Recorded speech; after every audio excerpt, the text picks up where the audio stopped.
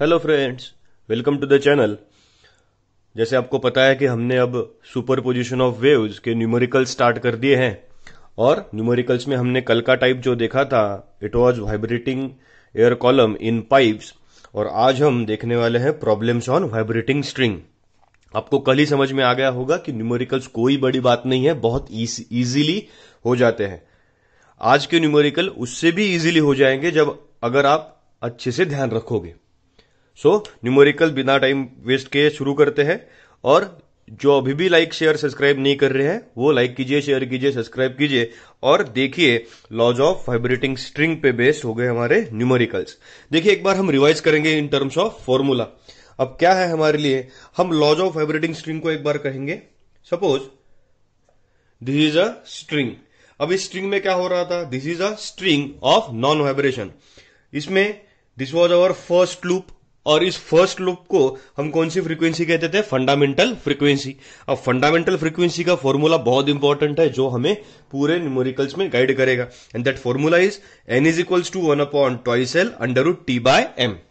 अब इसमें क्या क्या है, n क्या है, n is our fundamental frequency और हम इसे n1 भी कह सकते हैं।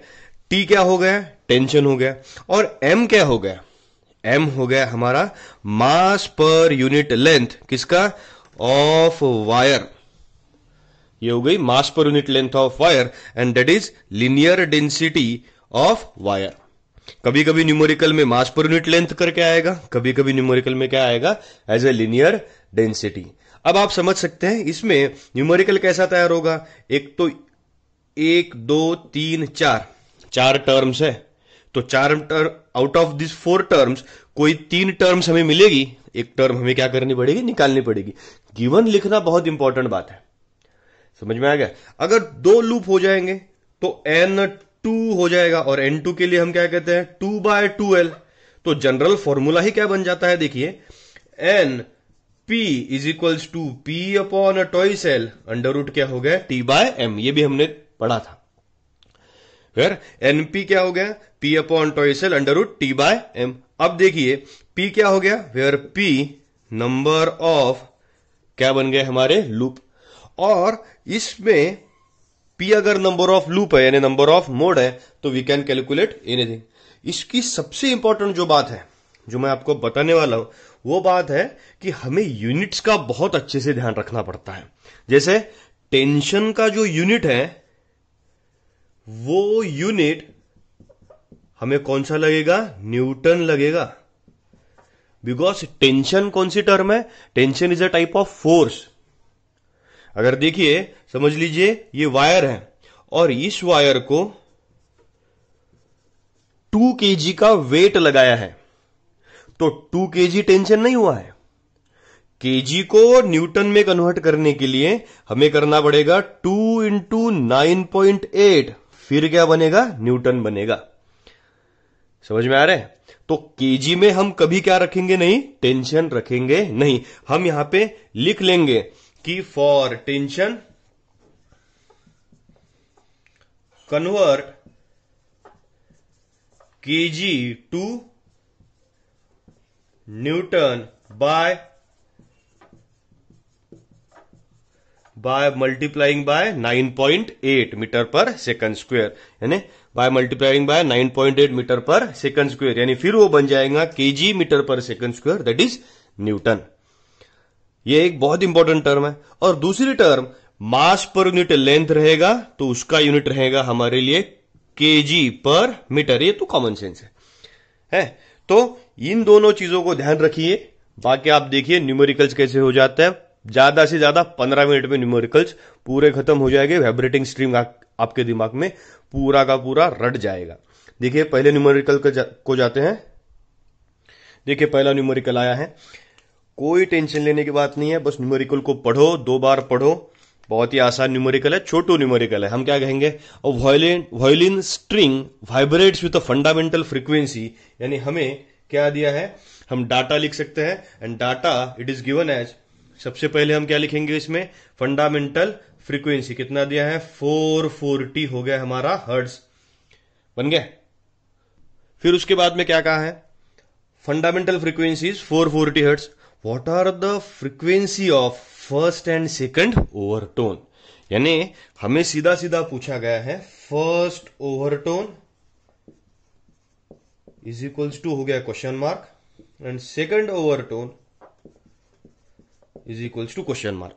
अब क्या हो सकता है, कोई कोई ऐसे छोटे से और इजी न्यूमेरिकल में भी गड़बड़ कर सकता है। देखिए कुछ दिया नहीं है, बट हमें अगर वाइब्रेटिंग स्ट्रिंग मिली है और वो वाइब्रेट हो रही है तो उसका फॉर्मूला है n is equals to 1/2L √T/m। अब आप कहेंगे सर L नहीं, T नहीं, M नहीं। अरे n तो दिया है ना, और in this particular vibrating string we can say in vibrating string क्या है, ऑल हार्मोनिक्स आर प्रेजेंट। क्या लिख सकते हैं, ऑल हार्मोनिक्स आर प्रेजेंट। यानी क्या क्या प्रेजेंट है, N1 है, N2 है, N3 है, N4 है, N5 है एंड सो ऑन। सो हमें पूछा क्या गया है, फर्स्ट ओवरटोन। फर्स्ट ओवरटोन यानी कौन सा हार्मोनिक है, सेकंड। एंड सेकंड ओवरटोन यानी कौन सा हार्मोनिक है, थर्ड। हो गया ना आपका काम। यानी हम क्या पूछ सकते हैं, हम क्या निकालेंगे, सबसे पहले निकालेंगे for first overtone. For first overtone let us calculate N2 is equals to क्या हो जाएगा, N2 इज इक्वल्स टू क्या लिखेंगे हम, ट्वाइस ऑफ N1। क्यों है ट्वाइस ऑफ N1, इसे आपको लिखने की जरूरत नहीं है बिकॉज 2/2L √T/m। तो 1/2L √T/m क्या हो गया, N1 हो गया। So twice of N1, therefore N2 is equals to 2 multiplied by कितना है 440। यानी मल्टीप्लीकेशन अगर कर लिया तो कितना 880। यूनिट क्या आ गया, हर्ट्ज। यूनिट पे ध्यान रखिए। फर्स्ट ओवरटोन क्या आ गया आपका 880 हर्ट्ज। निकालिए सेकंड ओवरटोन, मुंह जबानी निकालिए। सेकंड ओवरटोन क्या मिल रहा है, second overtone N3 is equals to कितना, थ्राइस ऑफ क्या हो गया N1। यानी क्या हो गया 3 मल्टीप्लाइड बाय 440। मल्टीप्लीकेशन कितना आता है, मल्टीप्लीकेशन 0.213। यूनिट क्या हो गया अपना, हर्ट्ज। आ गया। कुछ है क्या न्यूमेरिकल में, कुछ भी नहीं है। यानी हम अगर सॉल्व करेंगे, अगर हम इजीली गिवन लिखेंगे तो we can easily calculate the structure of this particular violin string. ये हमने क्या निकाली, this is our fundamental frequency, इसका फॉर्मूला है। This is our first overtone, this is our second overtone. First overtone यानी कौन सा हार्मोनिक है, सेकंड।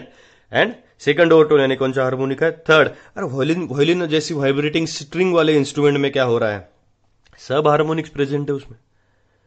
यानी वो इजीली सॉल्व कर सकते हैं। जरा अच्छा न्यूमेरिकल लेंगे इससे और तगड़ा वाला, कि जिसमें हम कैलकुलेशंस कर सके। तो ये समझ में आ गया होगा, इसे लिख लीजिए। अब हम आगे बढ़ते हैं। चलो कौन सा न्यूमेरिकल आया है, देखो थोड़ा सा अपग्रेड हुआ है न्यूमेरिकल। डाटा लिखेंगे सबसे पहले। A sonometer wire has length of 0.5 metre. अब सोनोमीटर क्या है, सोनोमीटर ऐसा डिवाइस है जिसमें वाइब्रेटिंग स्ट्रिंग इस्तेमाल होता है। यानी वाइब्रेटिंग स्ट्रिंग का जो इंस्ट्रूमेंट होता है उसे सोनोमीटर कहा जाता है। ये हमारी वायर है और एक वुडन ब्लॉक होता है जिसपे ये वायर माउंटेड होती है। तो हमें तो कोई डायग्राम निकालनी नहीं है, हम सोनोमीटर को कंसीडर करेंगे। सोनोमीटर जहां जहां आएगा वहां वहां कौन सा फॉर्मूला लगेगा, वाइब्रेटिंग स्ट्रिंग का। So sonometer wire has length of, length दिया है कौन सा है 0.5 मीटर। मिल गया। अब 0.5 मीटर में है इसलिए कन्वर्ट नहीं करेंगे, नहीं तो कोई कोई इसे क्या लिख सकता है, हम इसे ऐसा भी लिख सकते हैं 5 × 10⁻⁻1 मीटर, क्योंकि थोड़ा आसान लगता है। सो लेंथ मिल गई 0.5 meter and it is stretched by weight of 5 kg। यानी इस पे हमें अगर टेंशन दिया है तो कितने केजी का टेंशन लगा है, 5 kg। अब 5 kg तो जमेगा नहीं, तो kg को कैसे मल्टीप्लाई करेंगे, 9.8 से, तब जाके मीटर पर सेकंड स्क्वायर, तब जाके हमने अगर इसे मल्टीप्लाई किया तो कितना मिल गया 49। और यूनिट क्या हो जाएगा आपका, न्यूटन। टेंशन कभी केजी में नहीं रखना है, टेंशन किस में रखना है, न्यूटन में रखना है। ये हमेशा याद रखिए, यही इस न्यूमेरिकल का ट्रिक है। लेंथ मिल गया, टेंशन मिल गया। अब दिया क्या है, और फंडामेंटल फ्रीक्वेंसी भी दे दिया है। फंडामेंटल फ्रीक्वेंसी कितना है, fundamental frequency n is equals to क्या दिया है, 100 हर्ट्ज। और क्या पूछा है, अब सब तो दे ही दिया है, क्या पूछा है, लीनियर डेंसिटी। लीनियर डेंसिटी यानी क्या हो गया हमारा m। लीनियर डेंसिटी यानी क्या बनेगा, मास पर यूनिट लेंथ।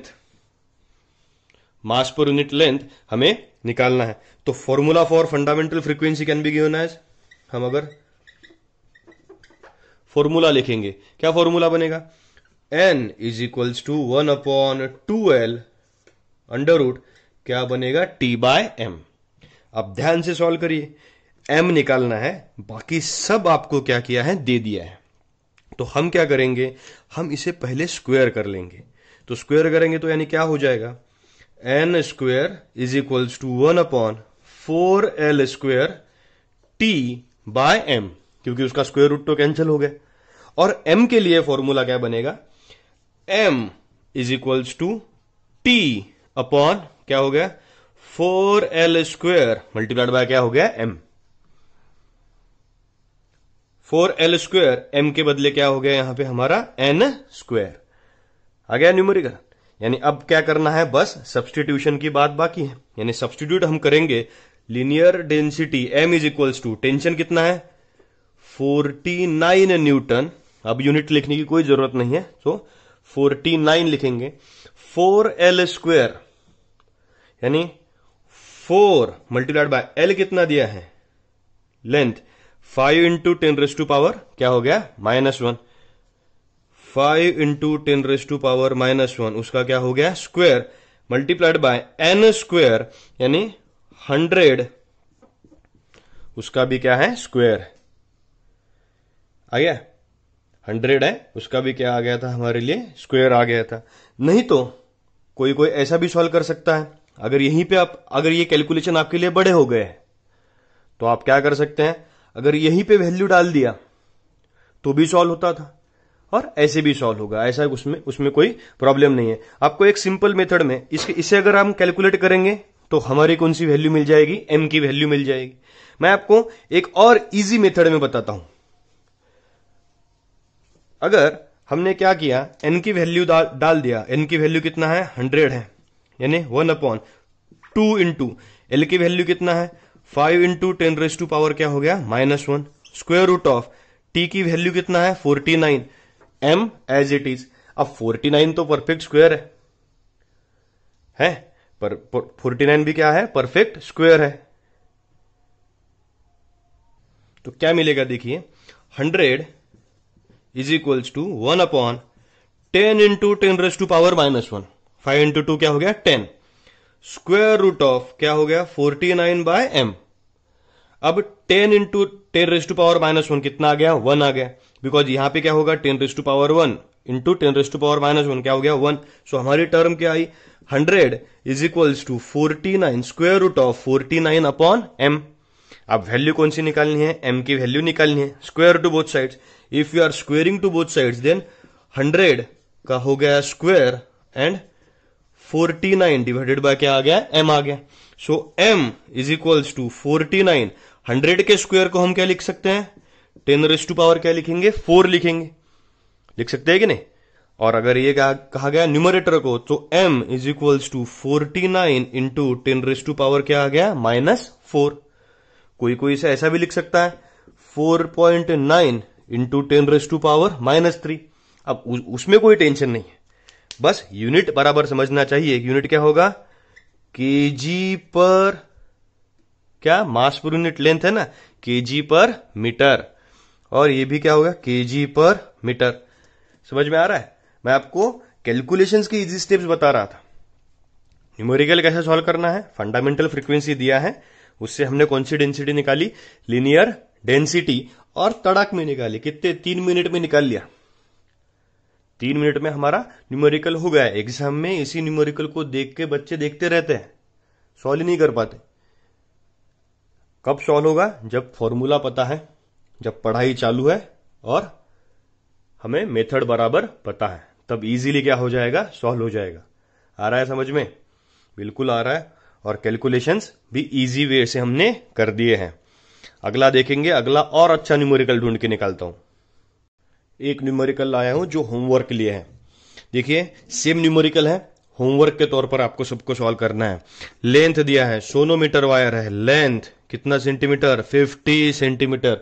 सेंटीमीटर नहीं चलेगा, क्या हो जाएगा, 50 सेंटीमीटर का 50 इंटू 10⁻⁻², यूनिट क्या हो गया, मीटर। स्ट्रेच्ड बाय 3.5 kg, यानी टेंशन है, टेंशन 3.5 kg नहीं चाहिए, 3.5 kg multiplied by 9.8 meter per second square, यानी इसका जो आंसर आएगा वो हमारा क्या होगा, न्यूटन में होगा। कितना आता है, 34.3 आएगा। यानी आपको सॉल्व करना है, इसलिए मैं सॉल्व नहीं करके दूंगा। एंड फंडामेंटल फ्रीक्वेंसी दी है कितना, 125 यूनिट क्या हो गया, हर्ट्ज है। यानी क्या निकालना है अब, लीनियर डेंसिटी। लीनियर डेंसिटी यानी m is equals to question mark. क्या फॉर्मूला बनेगा, फॉर्मूला तो वही है, n is equals to 1/2l under root t/m। निकालते आएगा, सब तो मैंने लिख के दे दिया है। तो एक बार न्यूमेरिकल फिर से पढ़ाता हूं। A sonometer wire of length 50 centimetre is stretched by 3.5 kg tension के लिए, and fundamental frequency of vibration is 125 hertz. Determine linear density. Easily निकल जाने को चाहिए। इसके बाद में का जो न्यूमेरिकल मैं पढ़ाऊंगा वो न्यूमेरिकल बहुत इंपॉर्टेंट न्यूमेरिकल है, बहुत एमसीक्यूज में, बहुत एग्जाम्स में आया है, जरा ध्यान से देखिएगा। देखिए ऐसे न्यूमेरिकल को हम कह सकते हैं जिसमें दिमाग लगाने की जरूरत है, तगड़ा न्यूमेरिकल है। तो सॉल्व करते हैं, देखिए 2 मिनट लगेंगे ज्यादा से ज्यादा। A wire has linear density of 4 into 10⁻³ kg per metre. Numerical पढ़ेंगे 2 बार और गिवन लिखेंगे। सबसे पहले हम लिखेंगे डाटा, क्या है रहा, सबसे पहले है linear density m is equals to 4 into 10⁻³ kg per meter. It is stretched between 2 rigid supports with a tension of 360 newton. Newton में दे दिया है, यानी पूछना कुछ अलग चाहते हैं, यानी टेंशन दे दिया है T इज इक्वल्स टू क्या, 360 न्यूटन। अब important line, the wire resonates with a frequency of 420 hertz and 490 hertz in 2 successive modes. यानी फर्स्ट और सेकंड मोड भी हो सकता है, थर्ड और फोर्थ मोड भी हो सकता है, सेकंड थर्ड हो सकता है, 99/100th मोड भी हो सकता है। बट सक्सेसिव का मतलब क्या है, जो कंटिन्यूएशन में है। और उन मोड्स की फ्रीक्वेंसी कितनी दी है, कितनी दी है, 420 हर्ट्ज एंड 490 हर्ट्ज। यानी हम ऐसा लिखेंगे NP is equals to 420 hertz and NP+1 is equals to कितना आ गया, 490 hertz.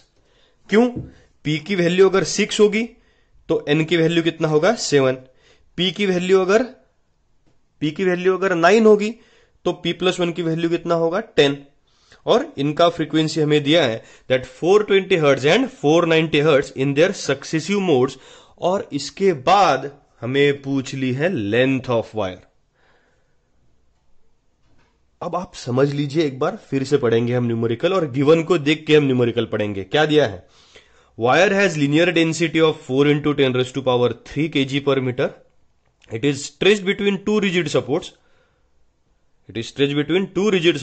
with frequency of 360 with a tension of 360 Newton.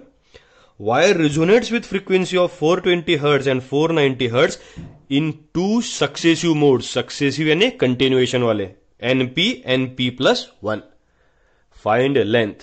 सबसे पहले हमें तो P की वैल्यू अगर मिल जाए, हमारा फॉर्मूला क्या है, N is equals to P/2L √T/m। ये जनरल फॉर्मूला है कि नहीं।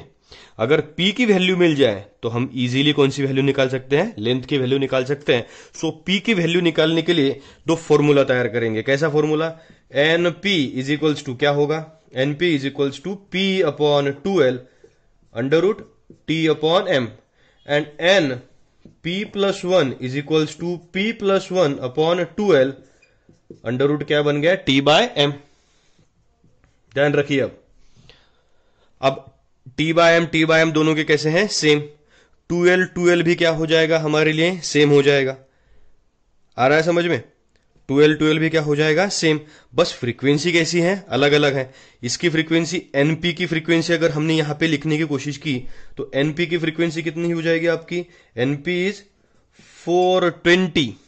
समझ में आ रहा है, 420 इज इक्वल्स टू क्या होगा, P/12 अंडर रूट T/m।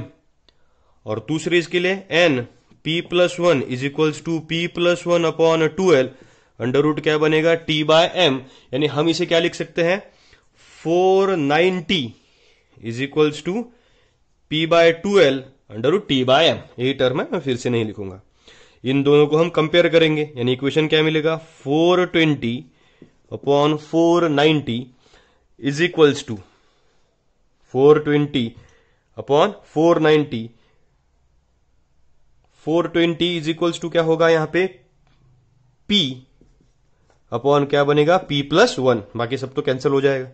अब हमें कौन सी वैल्यू निकालनी है, P की वैल्यू निकालनी है। तो इजीली निकल जाएगी ना, समझ लीजिए 0 0 कैंसिल हो गया, यानी क्या हो गया, 42 upon 49 is equals to P upon P+1। हम आधा आधा इसे सॉल्व करेंगे, यानी हमने क्या किया, 42 into P+1 is equals to 49 क्या हो गया, P है। यहां पे हम कौन सी वैल्यू निकाल सकते हैं, P की वैल्यू निकाल सकते हैं। मैं यहां पे निकालूंगा। अब ये आपको समझ में आ गया, हमने यहां पे क्या लिखा है, सिर्फ गिवन ही लिखा है। तो हम यहां पे क्या, यहां पे निकाल सकते हैं, यानी P की वैल्यू तक हम यहां तक जा सकते हैं। सो क्या हो गया, 42P plus 42 is equals to 49P। Bracket के बाहर का 42, अंदर हमें वैल्यू मिल जाएगी। अब 42P अगर हम इधर भेजेंगे तो 49P माइनस 42P कितना हो गया, कितना हो गया, 49P माइनस 42P यानी कितना हो गया, 7P। यानी हमें क्या मिलता है, 42 इज इक्वल्स टू कितना मिल गया, 7P। And P is equals to कितना है, 42 upon 7, P is equals to कितना मिल गया, 6।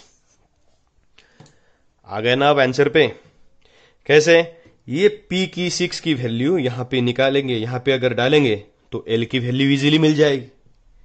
इस पूरे न्यूमेरिकल की ट्रिक क्या थी, हमें बस लूप समझना चाहिए था। वो भी निकाल के दूंगा मैं, हम यहां पे निकालेंगे वो, बट आप एक बार इसे फिर से रिवाइज कीजिए। देखिए क्या दिया है, wire has linear density of 4 × 10⁻³ kg per metre.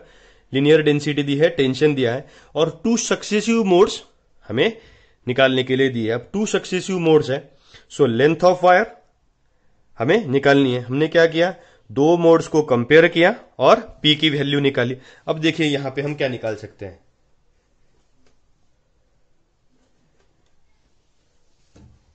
हम करेंगे use P is equals to 6 in this particular equation. यानी क्या हो गया, 420 is equals to 6 upon 12 under root कितना आ गया, T/m।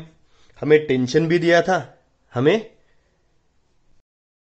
मास पर यूनिट लेंथ भी दिया है। सो पूरे कैलकुलेशन हम यहां पे कर सकते हैं, क्योंकि हम यहां पे क्या लिखेंगे, समझ लीजिए L को हमने इधर भेज दिया, यानी क्या होगा, L is equals to 6 upon 2 × 420 square root of tension कितना है, 360 अपॉन m 4 × 10⁻³ इसे अगर आप कैलकुलेट करेंगे तो L की वैल्यू हमारी आती है, ये कैलकुलेशन भी आपके लिए होमवर्क है, और L की वैल्यू आपकी आएगी 2.14 यूनिट कितना आएगा, मीटर। देखिए कैलकुलेशन ज्यादा इंपॉर्टेंट टर्म नहीं है इस न्यूमेरिकल में। ये न्यूमेरिकल आएगा तो 4 मार्क्स के लिए आएगा, बड़ा न्यूमेरिकल है।